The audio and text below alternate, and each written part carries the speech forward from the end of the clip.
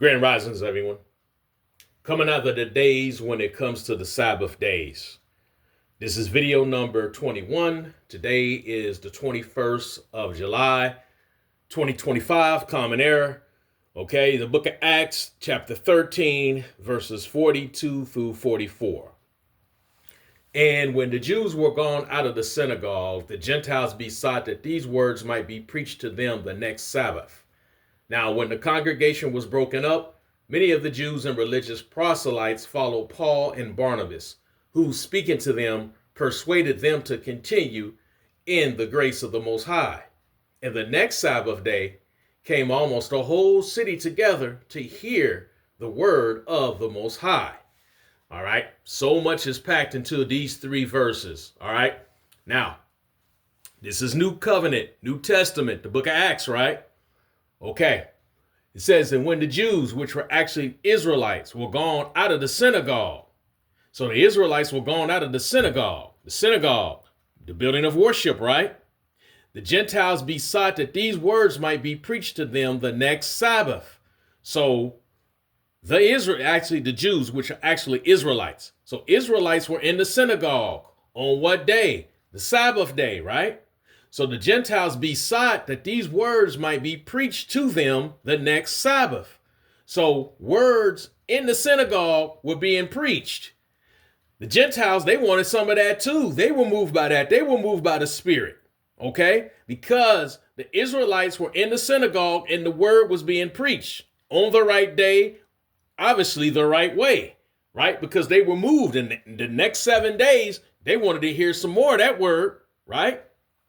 Verse 43, now when the congregation was broken up, many of the Jews and religious proselytes followed Paul and Barnabas. As a result, they followed Paul and Barnabas, who, speaking to them, persuaded them to continue in the grace of the Most High. Continue in the grace of the Most High. The Most High gives us grace to keep his 10 commandments, including commandment number 4, which is the Sabbath day. Okay? The adversary, Hasatan, the devil, will always come against the Most High's people keeping his commandments. That's why we need grace. We need grace to keep the commandments, and we need mercy because from time to time, we're going to break his commandments, right? That's what grace and mercy is for, okay? Verse number 44, let's bring it home. In the next Sabbath day came almost a whole city together to hear the word of the Most High. The whole city, including the Gentiles. They didn't come the next day. What does it say in verse 44? It says they came the next Sabbath day. They came the next 7 days. Because they knew in the next 7 days, which would be the Sabbath day, the next 7th day of the week, that's when this word would be preached.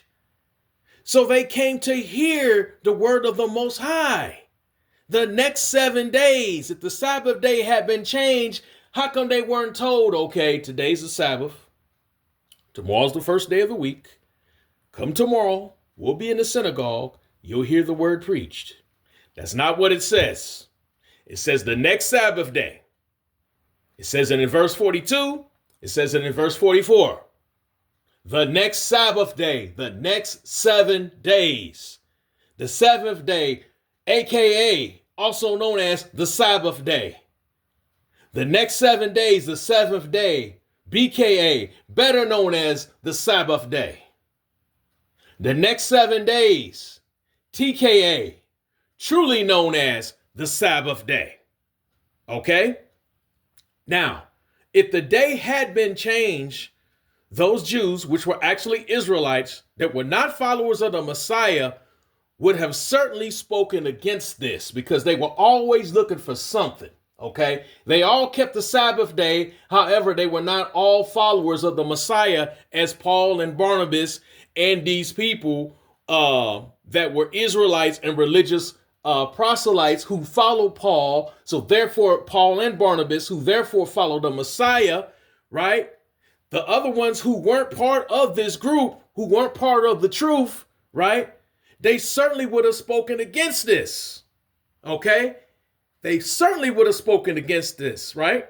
They didn't speak against the fact about the day. They didn't argue about the day, right? They just gave them grief, like saying, okay, these people, these uncircumcised heathen, this nation of people, they hearing the word too. They getting a part of this too. We don't believe that's right.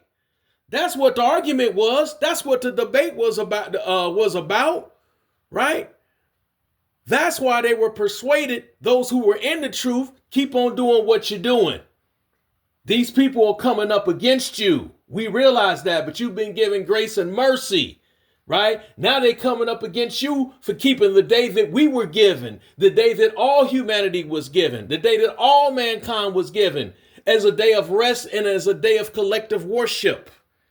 Okay? The day remained the same. It's just that now Gentiles were keeping it. Gentiles were taught to keep it. Gentiles were taught to observe it.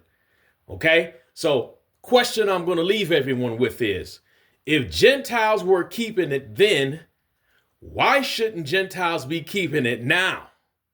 If Gentiles were keeping it then, New Covenant, New Testament, the book of Acts, nobody can argue about that. Nobody can debate that, right?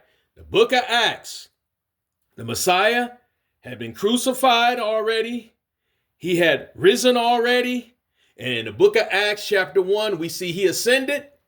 And we see in the book of Acts chapter 2, that's when the Spirit came to dwell upon every believer, right? Every believer. Every born again believer, right? To the Israelite first, then to the Gentile.